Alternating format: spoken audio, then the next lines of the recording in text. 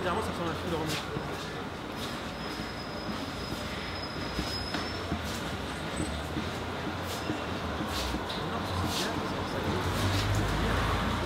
Pour moi, personnellement, François Chalin, vous avez été quelqu'un d'assez... voilà, il y a eu une rencontre radiophonique, c'est-à-dire que j'ai découvert l'architecture avec vous, parce que pendant une dizaine d'années, vous avez officié sur France Culture. 13 ans. 13 ans, voilà, je suis pas... Et moi, j'ai découvert la radio avec vous. Mais... voilà, donc métropolitain pendant l'après qui s'est transformé en les Jeudis d'architecture. Donc, vous êtes critique d'architecture, vous avez été animateur-producteur à la radio. Voilà, on va essayer de faire un pont entre architecture et cinéma, même si j'ai eu un peu de mal à trouver 1000 références. Il y en a tout de même quelques-unes. Il y en a quelques-unes. Je commence juste par une question très simple. Pourquoi l'architecture? Comment on tombe dans l'architecture? Mon père était ingénieur du bâtiment, donc il avait une fascination et une détestation toute particulière pour les architectes, comme dans la plupart des entrepreneurs du bâtiment. Et voilà, c'est comme ça qu'il a bien voulu que je sois l'un et l'autre, que je sois polytechnicien et architecte. Donc je n'étais ni l'un ni l'autre, finalement j'étais critique d'architecture. D'accord. Vous avez rencontré Le Corbusier comment? Qu'est-ce qui fait que quelques années on fait un livre comme ça? J'ai rencontré Le Corbusier comme tout architecte, puis c'était la statue suprême du commandeur, de l'idole absolue depuis l'après-guerre. J'ai d'ailleurs un autographe à M. Chalin que j'ai mis en première page, comme s'il m'était dédicacé. En fait, c'est un livre qui était dédicacé à mon père, j'imagine, j'en sais rien, à vrai dire, je ne lui ai pas demandé. Et qui est Le Corbusier, je l'ai connu comme ça par la rumeur, et puis je suis devenu jeune architecte, comme je suis devenu en même temps extrêmement bibliophile, j'ai accumulé des masses de choses. Je pense que j'ai environ 500 livres sur Le Corbusier, et des quantités de boîtes d'archives, de documents, de journaux anciens, de choses comme ça, des boîtes entières de portraits photographiques. Donc je suis, parce que je suis très quand même bibliophile, de Corbusier notamment, puisque c'est la figure la plus importante. C'est pas rien quand même, mais dans votre livre, c'est, je sais pas, presque 3 mètres de rayonnage. C'est large comme ça, c'est de haut en bas, et puis il y a un peu en pile. D'accord, mais sur j'ai compté, je crois que ça fait 500 livres environ. Et comme il en paraît, cet automne, il en paraît au moins 15 de plus, des comacs. Je suis peut-être à 515.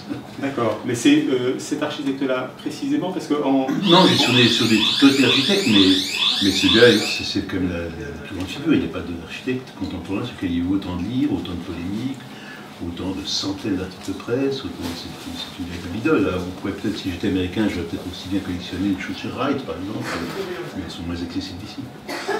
Et en revanche, des gens sur lesquels il y a très peu de choses.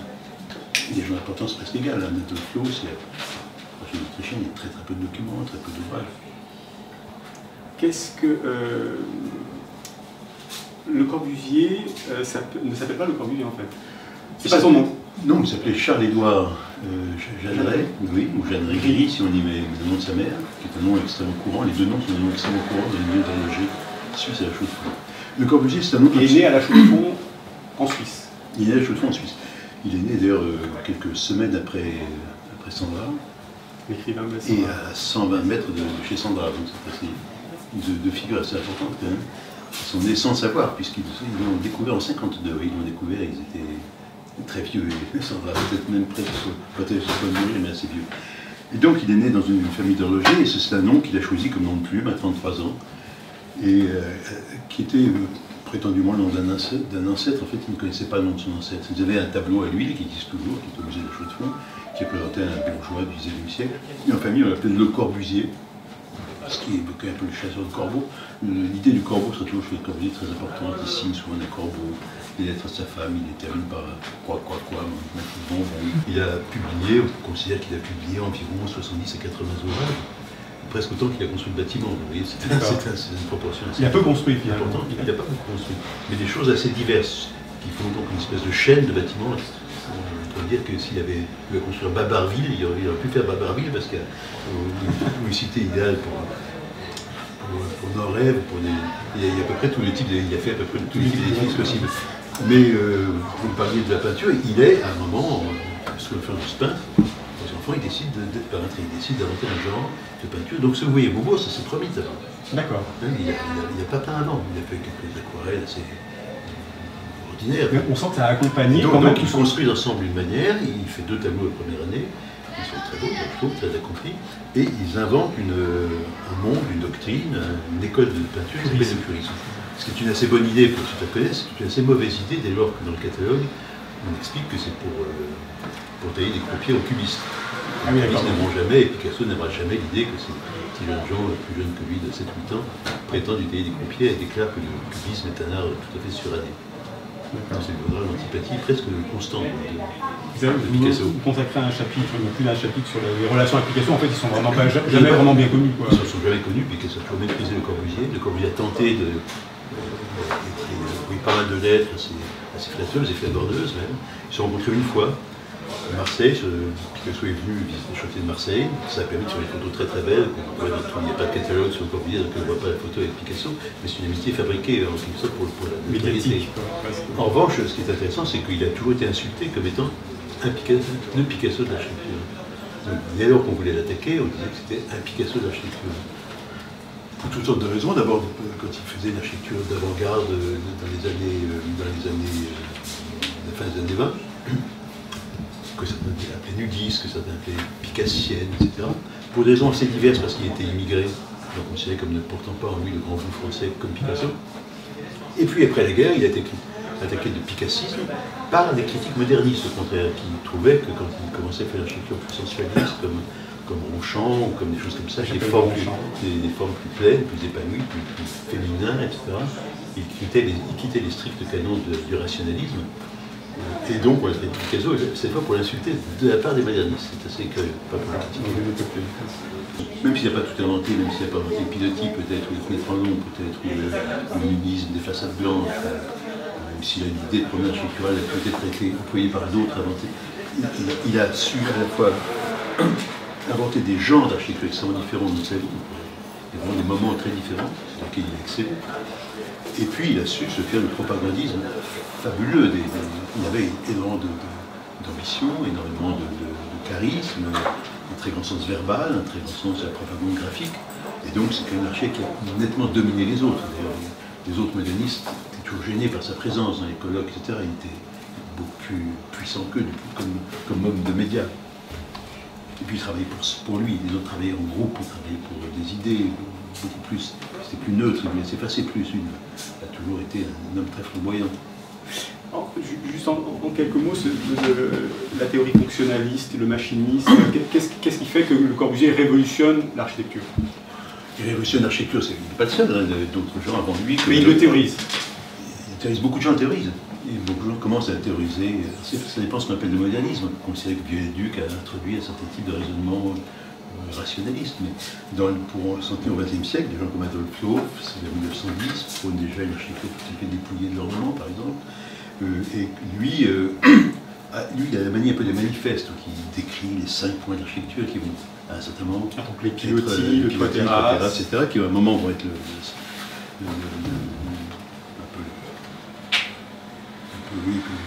ce qui va définir de façon la plus nette à ses yeux les traits de l'architecture moderniste des 25 plutôt. Et puis, mais c'est aussi un homme qui, c'est une époque de congrès, c'est une époque dans laquelle l'architecture existe constamment, notamment dans les congrès internationaux d'architecture moderne. Le premier c'était en 27. Ils ont des programmes, c'est le logement, c'est la ville, c'est telle des choses, et tous ces gens viennent avec des programmes comme serait un parti politique d'une certaine façon, ou une avant-garde d'un autre genre qu'architectural. Donc cette volonté toujours de définir de nouvelles idées, de les confronter au travail des autres et de leur faire quelque chose comme une espèce d'obligation internationale. Enfin, c'était l'idée de faire une doctrine. J'ai voulu peindre un personnage. Ce caractère, le peignant, je me suis aperçu qu'il avait un certain parcours politique qui avait été relativement tenu sous le boisseau, ou qui avait été peu développé par les historiens pour diverses raisons que je peux expliciter après. En clair, pour les gens qui n'ont pas lu. En gros, il est lié à des mouvements fascistes de 1925 jusqu'à Vichy, où il passe 18 mois. En même temps, il travaille à Moscou, en même temps, il fait des choses assez diverses. C'est un homme, Le Corbusier, qui est un homme. D'abord, il faut dire que quand on dit des groupes d'extrême droite, on a beaucoup de mal aujourd'hui, nous, ayant la mémoire de la guerre, sachant que le mot fascisme est un mot totalement tabou, que le fascisme est un crime, considéré comme un crime, à se figurer les 25 que le fascisme n'était pas un crime, un espoir. pour beaucoup de gens. Le fossé, c'est des polémiques extrêmement complexes et dans lesquelles on a beaucoup de mal à ne pas faire, on n'a pas beaucoup de mal à ne pas voir chacun de ces moments avec le regard tout à fait sombre et tragique qui est devenu le nôtre. Ce serait la même chose si vous regardiez tous les mouvements constructivistes russes au regard de ce qu'ont été les goulags. À ce moment, vous ne comprenez rien à ce qu'ont été ces gens. Vous comparez à Maïkovski si vous le comparez au goulag. Je ne dis pas que Maïkovski n'est pas peut-être à un moment où il proférait des idées politiques absurdes, je ne sais pas, mais il faut bien voir que tout ça, c'est une succession d'événements, de doctrines qui se font, se transforment. Le Corbusier est un homme qui est totalement épris par les idées d'ordre. C'est un maniaque au sens même pathologique du mot, c'est un grand malade mental, comme l'a bien écrit. Je donne pas mal de traits assez plaisants de sa maniaquerie dans le livre. C'est un homme qui met plus haut que tout l'ordre. L'ordre personnel, la mise en ordre du monde surtout, et la ville qu'il rêve comme étant une sorte de grand damier ordonné. C'est le cas de ces grands projets de ville, la ville pour 3 millions d'habitants de 1922, ou le voisin plan Paris 1925. Qu'il imaginait Paris où il rasait. En ordre, hiérarchie, avec des quartiers d'affaires, des quartiers ouvriers à un autre endroit, et puis surtout une mise absolument de tout le monde dans des immeubles de même hauteur, etc. C'est une chose qui, bien sûr, peut être vue aujourd'hui comme une espèce de grande utopie pleine de soleil, pleine de lumière, extrêmement excitante, mais peut être vécue aussi comme une espèce d'infernale vision de fou, de cette façon. Ça dépend comment on la regarde. Il se trouve qu'en tout cas, tous les militants du fascisme de 25, les gens de Valois, etc., qui deviendront ses amis principaux, presque uniques. Les amis de Corbusier sont tous des proches, des gens avec qui il vit, qui déménagent avec lui, qui vont d'un immeuble en niveau avec lui, ce sont des gens de façon. Ça ne veut pas dire que ce sont des monstres, hein, mais ce sont des gens. Bien sûr, ces gens, quand ils voient figurer, qui sont en train d'inventer un nouveau système politique qui commence à s'installer en Italie, et qui voient la ville de 3 millions d'habitants, quand ils voient le plan voisin pour Paris, ils trouvent un esprit de futurisme, de mise en ordre tout à fait extraordinaire qui les bluffe, qui les séduit. Pour eux, c'est la mise en forme de leur rêve. Alors qu'ensuite, il y a beaucoup de choses, puisque cette histoire, elle dure longtemps, il y a cette histoire du fascisme, je ne sais pas si vous avez entendu parler, depuis quelque temps on parle que de Corbusier du fascisme. Moi j'en ai extrêmement marre parce que je suis pris avec d'autres dans une espèce de sac commun. On est trois à avoir parlé de ça, plus qu'il n'avait été fait jusque-là. Parce que jusque-là, même les historiens sérieux comme tout ça mettaient ça un peu sous les coups parce que ça les gênait. Mais maintenant, on ne peut plus tellement mettre sous le coup, parce que depuis quelques temps, sont parues quelques lettres, à la fois une ou deux lettres, souvent des lettres à sa famille. Sa mère est tout à fait d'extrême droite. Donc quand il écrit à sa mère, il ne dissimule pas ses sentiments. Donc ces lettres à sa famille trahissent des petits moments d'antisémitisme, sur lesquels je peux revenir, mais je ne trouve pas extrêmement important, ou parfois sur sa fascination pour tel ou tel régime. Alors, chez moi, c'est une partie d'un portrait, c'est une partie d'un caractère, d'un moment historique particulier, ce caractère. Chez d'autres, c'est plus systématique, notamment chez Jarcy, qui a fait un livre qui s'appelle Le Corbusier, un fascisme français, ou chez un garçon qui est plutôt un philosophe, qui s'appelle Perelman, qui lui, depuis longtemps, depuis 86, ça fait donc 30 ans maintenant, est hanté par cette question, et affirme que Le Corbusier, dans son amour de l'hygiène, du sport et de l'ordre, est l'incarnation même du fascisme. C'est son idée. Je continue un peu sur cette histoire. Donc on est trois à paraître avec des intentions différentes, des livres extrêmement différents. J'ai pas envie de critiquer les livres des autres, c'est pas du tout mon affaire. Et on ne se connaisse pas, on ne savait pas que les autres préparaient des livres. Et voilà qu'un ou deux articles font du buzz, pour employer un mot contemporain, notamment un article très très tôt, malheureusement, qui était fait. On reçoit pas mal, c'est un article dans Libération de Benoît Peters, Le Corbusier facho, et qu'instamment tout s'enflamme, tout s'enflamme. J'ai actuellement une collection, puisque je vous dis que j'étais maniaque, de 288 articles, en date d'hier, parus sur ces livres. 288, dans 33 pays différents. Alors, vous allez voir les sites à Champ-Ligard, ça devient Le Corbusier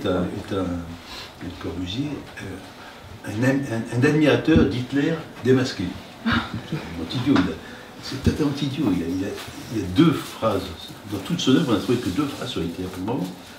Une où il écrit à sa mère, si Hitler est malin, il va organiser l'Europe à sa façon. Il va faire une Europe. C'est une lettre de. Ça ne prouve pas qu'il est pro-nazi, ça prouve simplement qu'il considère que c'est une espèce de concertation géopolitique, je dirais, de cette façon. Puis une qui est plus dégueulasse, dans un livre qui s'appelle « sur 4 routes », je crois, dans lequel parce qu'il est quand même souvent dégueulasse, encore. Il faut voir qu'il y a des moments vraiment dégueulasses. Il lèche le cul du pouvoir des divers pouvoirs de façon dégueulasse. Là, c'est dans un livre, vous connaissez, je ne sais pas s'il n'a pas été réédité quelques années chez Fond, Poche ou chez Casterman, sur les 4 routes. Il dit l'Allemagne tuée, donc il vise l'avant-garde des avant-gardes allemandes. L'Allemagne tuée, heureusement Hitler a évolué, avec une Allemagne puissante, etc. Ça, c'est une phrase totalement dégueulasse en termes d'ennemi. Mais enfin, il n'y a que ça. Moi, à mon avis, il est sage de penser que lui a fait disparaître des choses, dans la guerre, que les exécuteurs testamentaires, Maurice Besset, la critique d'art, a fait disparaître beaucoup de choses qui lui déplaisaient, ce qui est souvent le cas chez les exécuteurs testamentaires ou dans les familles, que des choses ont été piquées par les amateurs après, et que des gens, dans la fondation Le Corbusier, mais pas l'actuelle, qui est peuplée d'historiens, il ne ferait jamais ça, mais il y a peut-être 10, 15 ans, ont détruit massivement des choses qui étaient très compromettantes. Mais voilà, c'est une chose qui... Il faut savoir que les archives, c'est un merdier des archives. Hein. La revue dont je vous parle, Prélude, je sais qu'elle était dans une caisse qui était sur une armoire à tel endroit. C'était plein de poussière, etc. Donc c'est tentant de foutre rien. Alors comment il considère l'individu dans la société Ah ben il considère que chacun doit être à sa place. Voilà. Ça il le dit voilà. très fréquemment. C'est une idée plutôt d'extrême droite, mais c'est une idée assez courante dans l'avant-guerre aussi. Que la société est hiérarchique et que les gens doivent occuper une place dans une société hiérarchique. Il dit extrêmement souvent. Parce qu'on oppose souvent En même temps, il considère que la famille est très importante. C'est un homme qui n'a pas eu de famille. Il a eu une femme, il n'a pas eu d'enfant, pour des raisons que je ne connais pas. En revanche, il a eu des animaux, des chiens, des chats, qu'il a aimés, etc. Donc il a une idée je pense qu'il est très privé d'une famille, qu'il a souffert, bien qu'il n'y ait aucun témoignage, comme il dit. Il avait une femme qui était malade, qui n'était pas très maligne, qui avait beaucoup de caractère, de chien, mais qui était très prolétarien, fille du fleuriste de Monaco. Il y a un mec qui était jardinier au palais de Monaco, qui était une fille, il l'avait connue alors qu'elle était mannequin dans des galeries où il faisait des expositions, parce qu'il était très lié au milieu de la mode, comme les architectes le regardent souvent. Et puis elle était malade, elle était alcoolique, c'était un couple extrêmement difficile. Dans les lettres à sa femme, il n'y a absolument rien, malheureusement, il n'y a pas le moindre mot. C'est bizarre, c'est quand même un assez bon littérateur, mais il n'y a rien de touchant, sauf des petits bonbons, c'est-à-dire un petit peu de caca sur le popo, c'est extrêmement triste. Et du coup, parfois, on se demande si c'est la peine de publier intégralement des lettres comme ça, parce que si ça se trouve, ils ont eu un rapport tout à fait magnifique, d'un genre ou d'un autre, mais qui ne passe pas dans la correspondance. Donc, vous donnez une correspondance, c'est inclus dans les lettres de sa famille, et les lettres à sa femme, c'est absolument navrant. Bon, voilà, c'est une femme qui était alcoolique, beaucoup de pastis, qui était très malade, qui s'est cassé beaucoup de choses, et que très rapidement, il a tout à fait délaissé.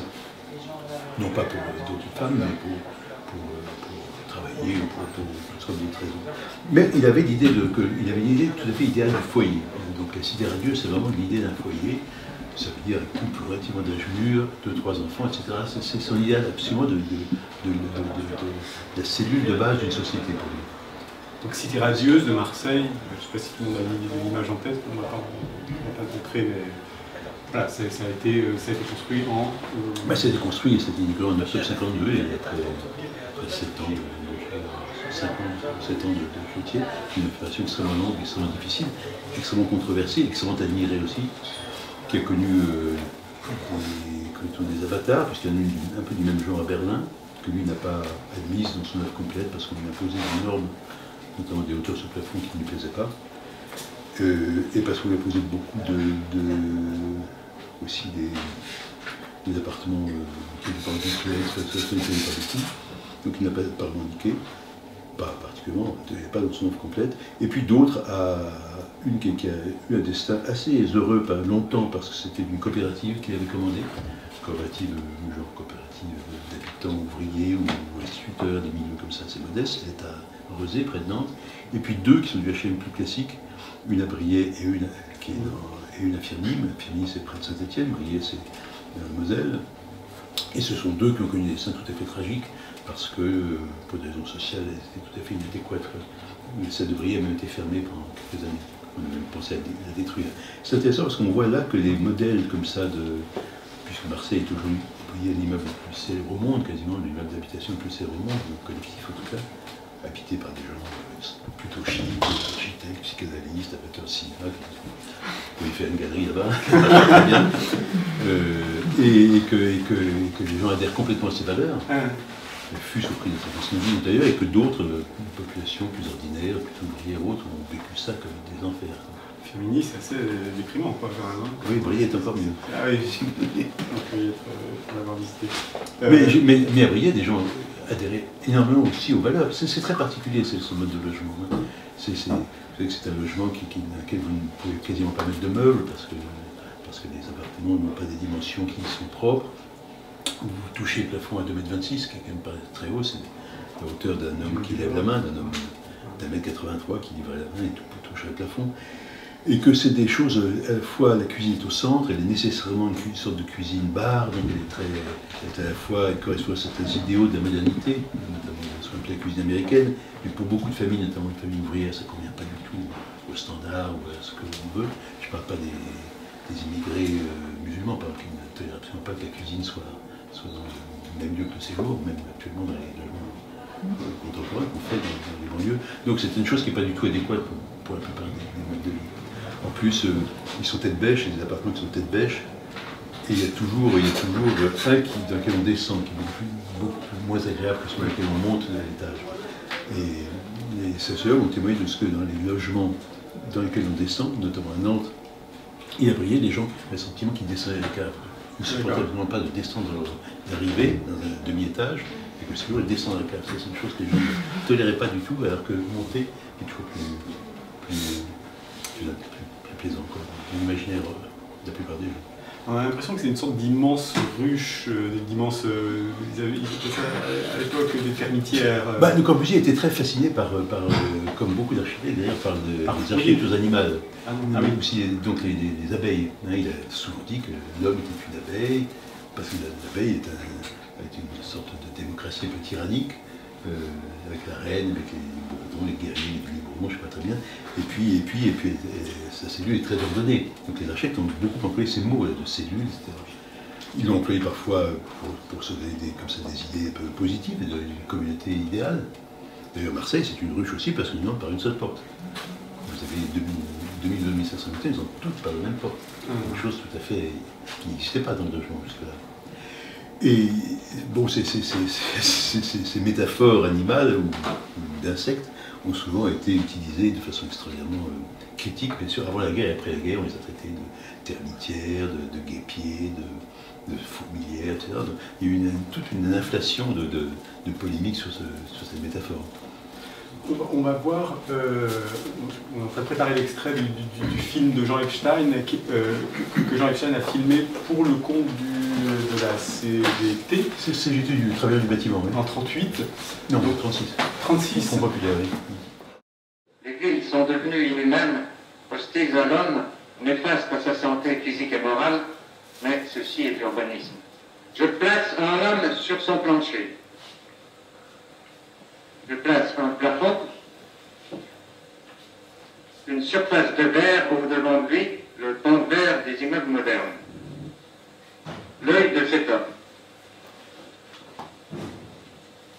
Je place le soleil.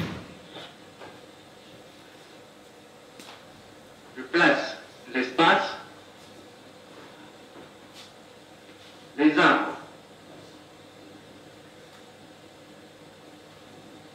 C'est fini. Le logis est conditionné. Je multiplie. Je installe tous l'édifice sur pilotis. Les pilotis permettent dorénavant aux habitants de la ville de passer sous les maisons, aux rues et aux autostrades d'y passer également. Pour constituer le logis neuf de la civilisation machiniste, il faut donc urbaniser. Est-ce qu'il a inventé le grand ensemble? Ce document le prouve suffisamment, je pense, d'une certaine façon, puisqu'il a inventé les immeubles orientés au sud, ou à l'est ou à l'ouest, les voies indépendantes des immeubles, des chemins piétons dans une prétendue verdure qui ne marchera pas, des terrains de sport, etc. C'est tout à fait le grand ensemble.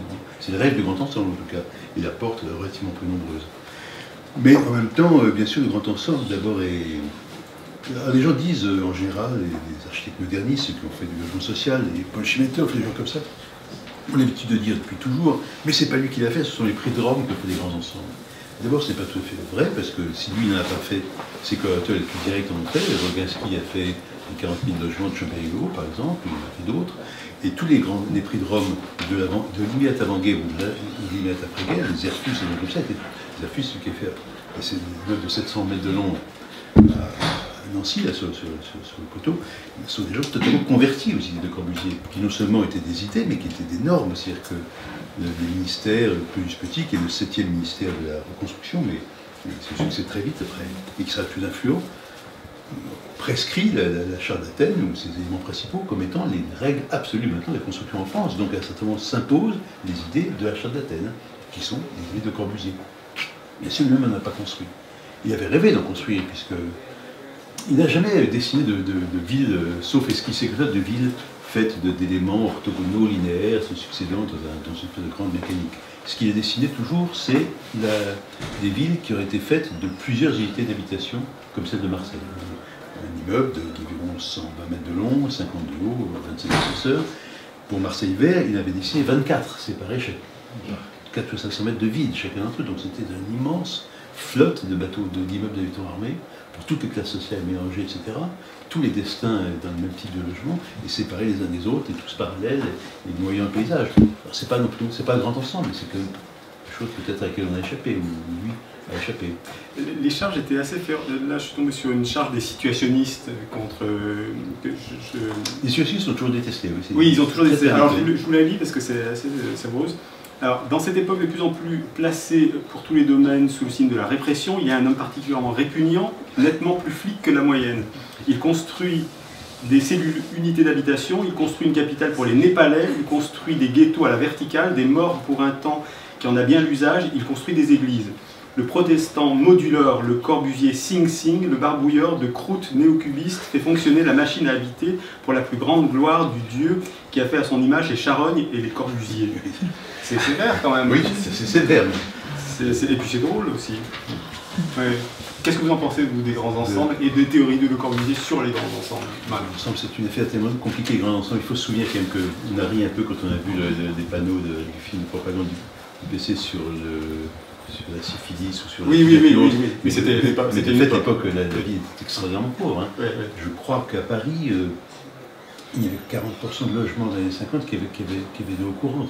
Oui, c'est quand même pas énorme. Donc la ville était très pauvre, la ville était effectivement insalubre, les immeubles étaient effectivement extraordinairement dégradés. Donc on pouvait entendre les architectes, les hommes politiques ont pensé que et les gens l'ont pensé aussi, les habitants. Oui. Bien sûr, les habitants leur fait penser parfois un peu ce qu'on veut, il y a la presse, tout ça sert à façonner un peu les esprits collectifs. Mais si vous regardez, il y a un livre que vous devriez vendre, c'est un livre sur l'image du grand ensemble dans le cinéma. C'est une thèse qui est parue il y a environ un an. Donc elle était très intéressante parce qu'elle se préoccupe de savoir ce que les gens, notamment les cinéastes, pensent du grand ensemble. Dans le peu de temps que le grand ensemble ça ne fait pas très longtemps, puisque après la guerre, on a d'autres choses à faire, on n'a pas de béton, on n'a pas de fer, on ne peut pas construire massivement. On reconstruit sur d'autres modes, puis on construit les villes détruites.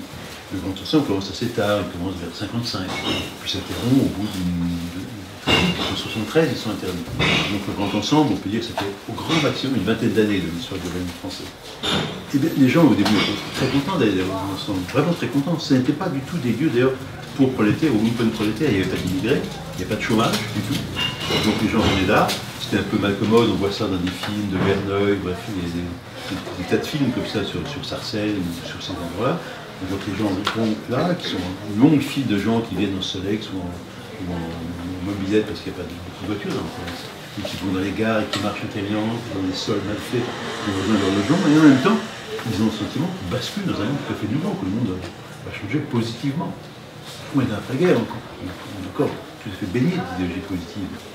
Et puis le grand ensemble commence à craquer à cause du désespoir des femmes, notamment. C'est une chose très... L'ennui qui est une chose considérable, l'ennui des femmes qui sont dans ces grands appartements vides, parce que les femmes ne travaillent pas dans l'après-guerre, et sont là à s'emmerder dans des endroits qui ont certaines qualités, mais qui n'ont pas du tout la richesse de la vie ancienne.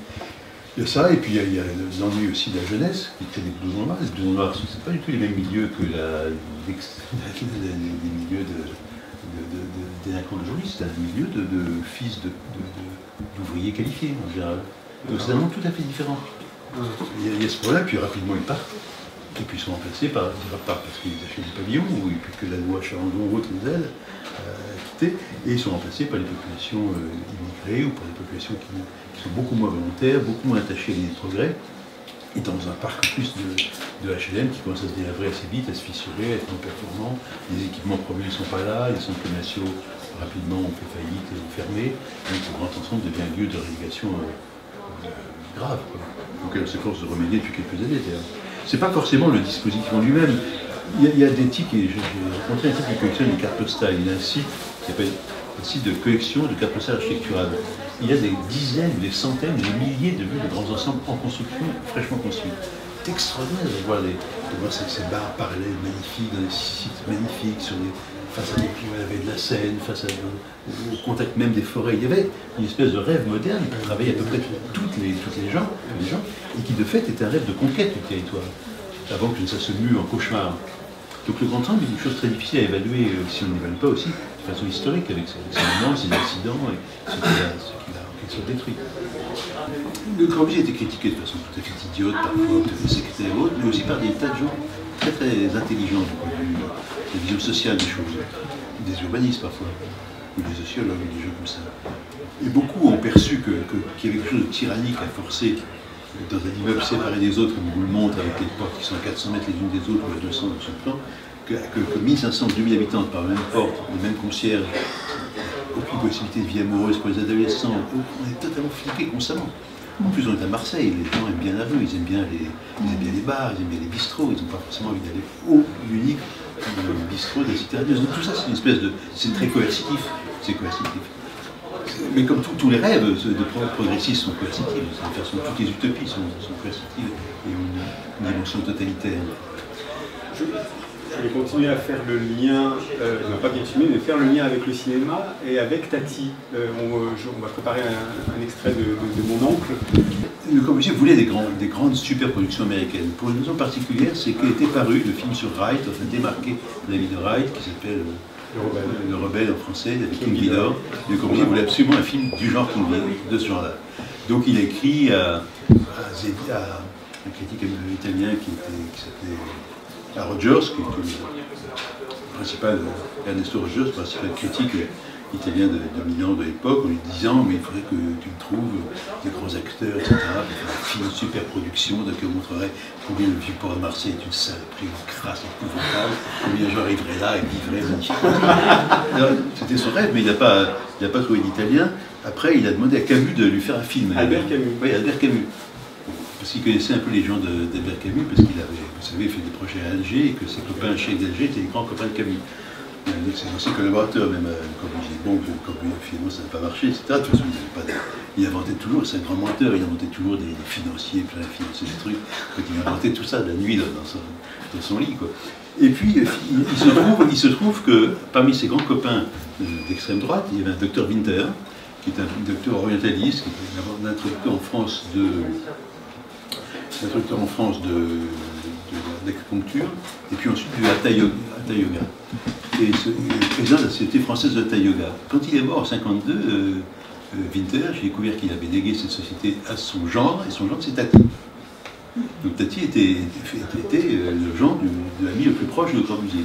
C'est une chose tout à fait insolite que j'ai découvert dans mes recherches. Et puis une autre chose qui est amusante, c'est que Tati, vous savez, a pris un architecte qui s'appelle Hulot, enfin, il y a un personnage qui s'appelle Hulot. Ce personnage de Hulot ressemble assez à Le Corbusier, à vrai dire. La gabardine, tout ça, la pipe en avant, le pape, c'est une sorte de Le Corbusier. Il n'y a pas les lunettes. Il n'y a pas de lunettes. Mais je pense que c'est une sorte de Le Corbusier. C'est une lunette, c'était complètement. Et ce qui est amusant, c'est que Hulot, c'est un architecte. Il y a 2 ou 3 générations d'architectes, mais pas d'un tout autre monde, qui vivait dans le même immeuble que Tati. C'est un architecte des monuments historiques, il a fait des petites chapelles néo-romanes, des trucs comme ça, Passy ou autres. Donc il y a un certain lien, une certaine culture de l'architecture chez Tati, par Winter, peut-être par les rencontres qu'il a faites, mais je ne suis pas sûr qu'il les a faites, il aurait dit, il a dû les faire à distance en tout cas avec Le Corbusier, et puis par ce Hulot qui est un architecte qui avait aspiré, qui était une sorte d'extravagant vieux, qui habitait les mieux que lui. On va passer l'extrait. Il devient un espace de jeu, quoi, en fait. Voilà. Et, on arrive jusqu'à l'absurde un peu d'un chemin de dalle, voilà. je ne sais pas comment... La phrase qui revient tout le temps, c'est moderne, tout communique, ça vient du plan libre ou c'est... Ben, on pourrait le penser. Hein. Ouais. Est-ce que Le Corbusier était quelqu'un de très traditionnel dans le... Ouais, c'est un homme qui s'est un peu construit sa silhouette et son image. Donc, si vous voyez, il y a une description très très belle de lui, j'ai un peu oublié les termes, comme elle est très belle, je ne voudrais pas la citer. Elle est par léger qui décrit la première fois où il le voit arriver sur une bicyclette. Il dit que c'est un très étrange objet perspectif qui arrive vers lui. Le Corbusier avait cette pipe très longue, ses lunettes cerclées de plusieurs modèles. À la fin, c'est des grosses lunettes en bakélite, mais au début, c'est des petites lunettes cerclées. Il était presque aveugle d'un œil. Il avait un œil très abîmé, enfin très inerte. Et puis, ces chapeaux étranges, ces pipes très longues, un peu comme la pipe de Hulot d'ailleurs. À certains moments dans sa jeunesse, il n'y a plus des habits souvent très triangulaires qui tombaient comme ça au sol, sur de grandes capes. Et puis après, ce côté beaucoup plus bonasse, avec des tissus de grande coupe, des tweeds, des choses comme ça, et toujours ce nœud papillon qui le distinguait. Les architectes avaient beaucoup de nœuds papillons. La plupart d'entre eux en avaient. Les ingénieurs aussi portaient des nœuds papillons des années 50-60. Mais chez Le Corbusier, c'est devenu un peu son archétype. Et comme cette image a été ensuite constamment retravaillée, célébrée par la photographie, il y a des milliers de portraits de Corbusier qui ont été faits par des dizaines de photographes parmi les plus illustres. Et ça, c'est devenu une image comme ça, iconique d'une certaine façon. Et c'est assez curieux à voir. Lui-même, d'ailleurs, encourageait l'institutrice de Marseille à ce que les enfants le dessinent de caricature. Donc les enfants marseillais caricaturaient Le Corbusier. Vous avez des albums entiers d'enfants qui caricaturent l'architecte sur une papillon et ses grosses lunettes cerclées. Donc c'est une figure, il aimait bien figurer comme ça. Il aimait bien être nu aussi, hein, c'était aussi un peu naturiste. Donc il y a quelques photos de lui qui le montrent nu, en train de dessiner ou de peindre, ou un peu nu, en philosophe, en vieille ascète sur sa plage ou dans son cabanon. Alors, juste pour clore, alors il a fini sa vie dans un cabanon, alors oui, un peu pour un grand architecte, finir dans un cabanon qui fait 3 mètres sur 3 3 mètres 36 par 3 mètres 36, voilà. Ils ont compris le pouvoir quand même. Mais sa femme couchait sur un bas-flanc assez haut parce qu'elle était malade et il couchait par terre. Donc c'était une chose assez stricte, c'était comme un cabanon de camping, mais à vrai dire, bon, c'est un homme qui a de plus en plus, au fur et à mesure qu'il avançait dans la vie, développé l'idée qu'il était une sorte de saint, d'homme saint. Il s'est comparé à Zarathustra, il s'est comparé... Et donc il est assez proche de Heidegger qui, à la fin de sa vie, vivait dans sa hutte, dans son cabanon de Tottenberg, et chez Le Corbusier, il y a un peu ça, vivre, en tout cas, vivre une partie d'année, l'été, dans une sorte de cabanon très strict, couché par terre, comme un fakir ou comme un homme comme ça. Mais à vrai dire, beaucoup de gens font du bateau et couchent dans des conditions, pendant un mois ou deux d'été, dans des conditions encore plus inconfortables. Hein. Sur le voilier, c'est la même chose. Mais quelqu'un qui a pensé l'habitat, le logement pendant toute sa vie et qui il avait un labo métallique de voilà, c'est ça. Non, mais c'est assez étonnant et en même temps, voilà. Ben, c'est assez normal d'ailleurs qu'on se considère comme quelqu'un comme une figure christique. Souvent, il s'est considéré comme une figure christique. D'ailleurs, quand il est mort, Rogalski a dit qu'il est entré droit dans la mer et il s'est couché à l'horizontale pour mourir. C'est vraiment l'homme qui meurt ayant accompli son devoir terrestre. Et lui-même a beaucoup cru en ça. C'est un hasard s'il a changé de nom à 33 ans, à l'âge du Christ. C'est à 33 ans qu'il a changé de nom. Et ensuite, très souvent, pendant 10-20 ans, il expliquera qu'il a quitté complètement son être en chair, qu'il ne veut pas en entendre parler, que personne ne veut en parler, qu'on doit s'intéresser qu'à cette figure supérieure à cette qui s'appelle Le Corbusier, qui n'a rien à voir avec le Jeanneret. Donc il y a une volonté. Il s'était identifié complètement à Zarathustra, le personnage de Nietzsche. J'ai relu à l'occasion Zarathustra, donc je n'avais pas vraiment mémoire, mais le début de Zarathustra est assez intéressant si on pense à Le Corbusier, parce que il a acheté en 1907 Zarathustra, la première traduction par Nicolas Albert, c'est pas celle qu'on lit d'habitude. Ça raconte quoi? Ça raconte que Zarathustra s'est levé dans la montagne, qu'il est descendu dans ces montagnes, par Le Corbusier, puisqu'il est descendu du Jura, qu'il est allé dans les villes, il n'a vu personne, et puis qu'après il a marché, il a vu des gens, il a décidé qu'il construirait la demeure du surhumain. Maintenant on dit surhomme. Donc, il soulignait ça, Le Corbusier, dans son édition. Il l'a relu vieux, à 60 avant de mourir, vers 72 ans, il ressoulignait, etc. Il commentait cette figure de Zarathustra qui était lui-même. Un brin de... Non, il a voulu être une figure prophétique et le plus grand homme du siècle dans son domaine. Et il l'a pensé très jeune, il l'a écrit à des amis, il écrit, j'ai compris qu'il y avait des gens très ordinaires, des gens très différents, et je ne me risquerais pas d'être parmi les premiers. Je ne serais pas un homme ordinaire, je serais un très grand homme, et je serais le prophète des temps machiniques. Il n'a pas vraiment cru, il a fait tout pour l'être. jusqu'à incarner ce personnage de semi-fakir, dans le bord de l'eau, dans un cabanon de bois. C'était pas un retour à la nature, hein. Je pense. Il y a un peu de ça aussi, parce que plus il est allé, c'est un homme qui n'est pas très religieux au sens des religions établies. Hein.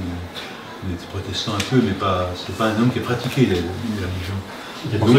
Mais en revanche, il a de plus en plus développé une espèce de religion de la nature, une religion onirique de communion avec le ciel, avec les étoiles, avec le rythme de la vie, avec, notamment dans l'occasion de ses voyages en Inde, où il s'est beaucoup regorgé en quelque sorte de ces philosophies-là. Juste pour revenir au livre que je n'ai pas encore lu, il me semble que vous avez dit, ou peut-être qu'on vous a fait dire que vous n'aimiez plus Le Corbusier. Non, ça c'est... Alors non, je voulais savoir, juste, pour savoir si votre travail sur l'homme avait modifié votre regard sur l'homme. Un petit peu. Quand vous travaillez 2 ans sur le personnage, vous en avez un peu marre, au bout de 2 ans quand même. Vous connaissez tous ses tics, tous ses mensonges.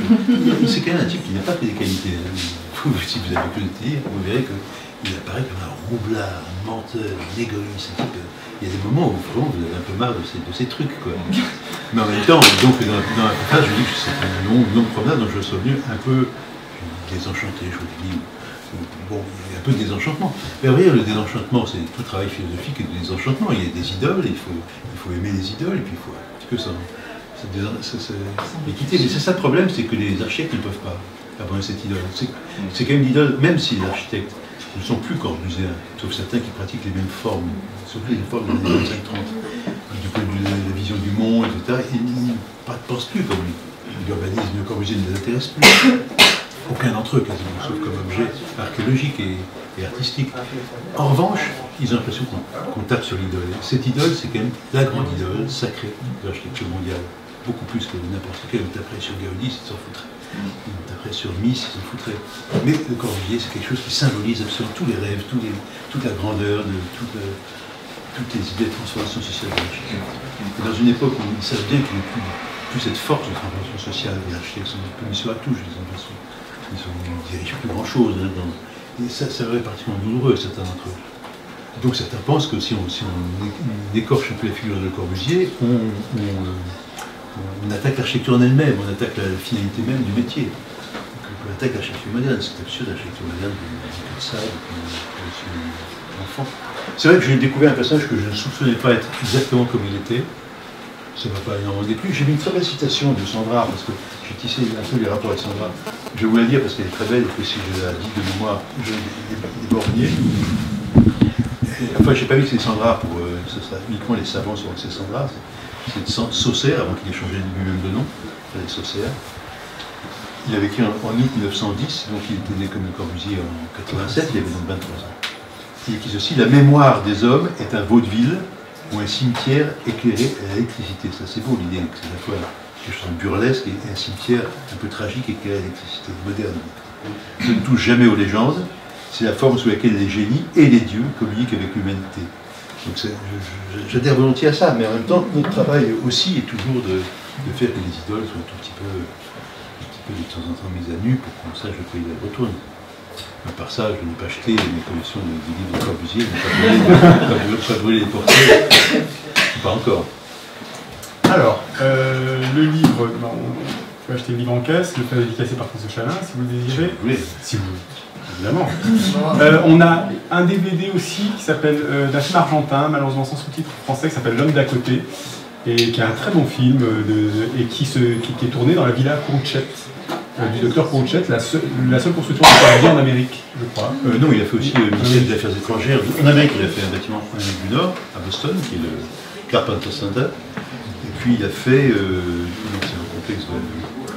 Et puis il a fait, si on peut dire, enfin, il est l'auteur avec beaucoup d'architectes brésiliens du ministère de l'Éducation nationale de Rio de Janeiro. Il n'est pas signé par lui, mais qui est une œuvre de Corbusier. Et j'ai appris une chose, c'est qu'il y a un restaurant dans la cité radieuse qui s'appelle Le Ventre de l'Architecte. Oui, depuis le film de Peter Greenaway. Et on reçoit Peter Greenaway mardi. Donc voilà, c'est une transition toute trouvée pour vous donner rendez-vous mardi. Merci François. Merci. Merci.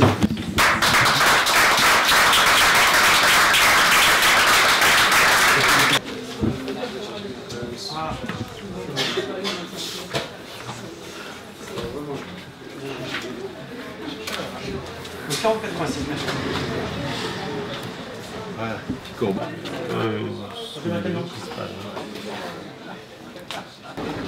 C'est gros, il est lunettes de Corbusier. C'est au moins après ça. Que Ah oui. C'est moi le chasseur de Corbusier.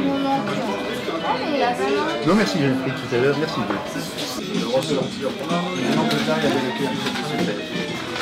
Quand je l'ai sorti, il m'a dit non, non, c'est beaucoup plus.